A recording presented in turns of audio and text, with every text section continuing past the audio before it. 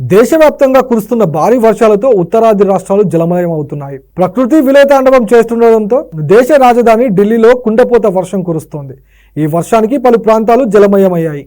వరుసగా కురుస్తున్న భారీ వర్షాలతో ఢిల్లీ నగర ప్రజలు ఉక్కిరిబిక్కిరికి గురవుతున్నారు. ఏకంగా గంట వ్యవధిలోనే ఢిల్లీలో 13 సెంటీమీటర్ల వర్షపాతం నమోదైంది. తాజాగా కురిసిన వర్షాలతో వచ్చిన వరద నీరు రావుస్ అకాడమీలోకి చేరి 3 విద్యార్థులు మృతి చెందిన ఘటన మరవక ముందే మరో ఘటన చోటు చేసుకుంది. ఈ వర్షానికి ఓ మహిళతో పాటు ఆమె కుమార్తె ప్రమాదవశాత్తు డ్రైనేజీలో పడి 2 మరణించినట్టు తెలిసింది. సెంట్రల్ ఢిల్లీలోని ప్రగతి మైదాన్ అబ్జర్వేటరీలో గంట వ్యవధిలో 13 సెంటీమీటర్ల వర్షం కురిసినట్టు అధికారులు తెలిపారు. పలు ప్రాంతాల్లో 2 మీటర్ల వరకు వరద నిండుకుంది.